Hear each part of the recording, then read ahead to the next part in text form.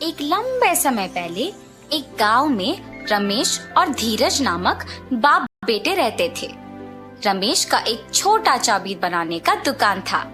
धीरज भी छोटी उम्र से अपने पिताजी के साथ रह के चाबी बनाना सीख के उनके साथ बनाता था। एक दिन धीरज और उनके पिताजी अपने दुकान में काम कर रहे थे जब एक आदमी आता है। मेरे घर का चाबी खो गया, मेरे साथ आके ताला खोलोगे? धीरज, बेटा तुम यहीं रह के दुकान को संभालो, मैं जाके घर का ताला खोल के आता हूँ। ऐसे कहकर उस आदमी के साथ जाता है। बहुत दूर चलने के बाद, यही मेरा घर है, ताला खोलिए। उसी गांव में पले पड़ने के कारण रमेश को उस गांव में रहने वाले सारों के घर अच्छे से पता था।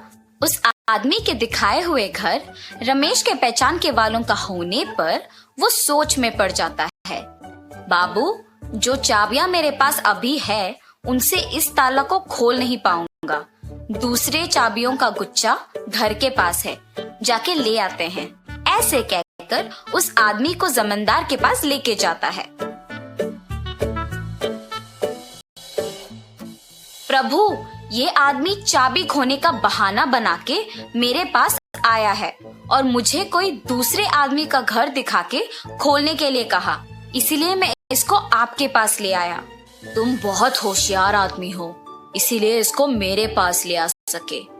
ऐसे जमींदार रमेश की तारीफ करता है और रमेश अपना दुकान वापस चला जाता है। पिताजी, आपने ताला खोला? और जो भी हुआ धीरज के पिता उसे बताते हैं। धीरज, हमारे पास ताला बनवाने के लिए बहुत सारे लोग आएंगे बेटा। उनमें अच्छे और बुरे दोनों तरह के आदमी होंगे, इसीलिए हमें होशियारी से काम करना चाहिए। कुछ साल बाद धीरज के पिताजी का देहांत हो जाता है और धीरज अकेले ताला बनाते हुए दुकान चलाता है। धीरज कोई भी तरह का ताला बनाने के काबिल बन जाता है। एक दिन धीरज के दुकान को एक आदमी आता है। मुझे इस चाबी का एक नकल बना के दे सकते हो? जी हाँ, बिल्कुल, पर नई चाबी के लिए 500 रुपए लगेंगे। ठीक है, बना के दो। और धीरज वो नकली चाबी बना के देता है और गोपाल पैसे देके वहां से चला जाता है। अगले दिन भी गोपाल धीरज के पास एक और चाबी लेके उसी की तरह एक नया वाला बनाने के लिए कहता है। ऐसे हर रोज गोपाल एक एक चाबी लाके उसका नकल बनाने के लिए धीरज को पैसे देता था। वैसे एक दिन जब गोपाल नया चाबी बनवाने धीरज की दुकान पर आता है, आप हर रोज नई चाबियां बनवाते हो, इतने सारे नकली चाबियों का आप करते क्या हो? चाबियों को खोने का डर से मैं इन्हें ऐसे बनवाते रहता हूँ। ये कहकर चाबी लेके वहां से चला जाता है। एक दिन जमींदार के पास उनके कुछ प्रजा आते हैं। प्रभु, अलमारी का ताला वैसे का वैसा ही है, मगर उसके अंदर का सोना और पैसे गायब हो गए। जी प्रभु, हमारे घरों में भी वही हुआ है। ये सब जमींदार से कह के दुखी होते हैं। तुम्हारे जेवर और पैसे किसने लिए, इसका मैं पता लगाता हूँ। आप लोग मुझ पे भरोसा करके घर वापस जाओ। जमींदार के बातों का यकीन मानकर प्रजा वापस घर जाती है। सैनिकों, तुम लोग भी इनके पीछे पीछे जाओ। थोड़े दिन इन सब पे नजर रखो, किसी दिन तो वो चोर पकड़ा जाएगा। जी प्रभु। सैनिकों ने जमींदार का कहा किया और सब पे नजर रखे रहे। उन्होंने ये देखा कि सारे लोगों के पास एक ही आदमी काम करता था। हम सबको इस आदमी पे अच्छे से नजर रखना होगा। सही कहा तुमने, सबके पास एक ही आदमी काम कर रहा है। इसको खोए हुए जेवर और पैसों के बारे में जरूर कुछ पता होगा। एक दिन ऐसे ही वो आदमी एक और नकली चाबी बनवाने धीरज के दुकान को जाता है। और उसके पीछे ही जमींदार के सैनिक भी जाते हैं। इसका नकली चाबी बना के दोगे? ठीक है, थोड़ी देर इंतजार कीजिए, बना के देता हूँ। धीरज चाबी को बनाते हुए सोच में पड़ जाता है।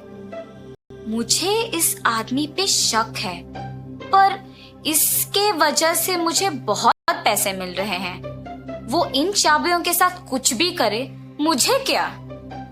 और नकली चाबी बना के उसे देता है।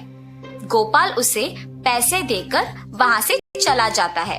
सैनिक भी गोपाल का पीछा करते हैं और उस पे नजर रखते हैं। जब आसपास कोई नहीं होता है तो गोपाल असली चाबी को उसकी जगह पे रख के नकली चाबी से तिजोरी खोल के उसमें से सब कुछ चोरी कर लेता है। और ये देखते ही सैनिक उसे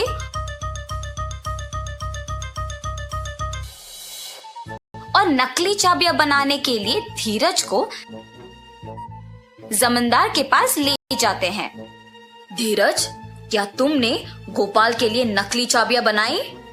जी प्रभु, मैंने गोपाल के लिए बहुत सारी नकली चाबियां बनाई। और तुमने क्या एक बार भी उसकी नीयत के बारे में नहीं सोचा? मुझे माफ कर दीजिए प्रभु, मैंने सिर्फ पैसों के बारे में सोचा है। पैसों की आशा में मैंने गोपाल पे आए हुए शक को भी नजरअंदाज कर दिया। अगर मैं तभी जमींदार को ये बात बता दिया होता तो अब मुझे ये स्थिति नहीं आती। ऐसे सोचकर दुखी होता है।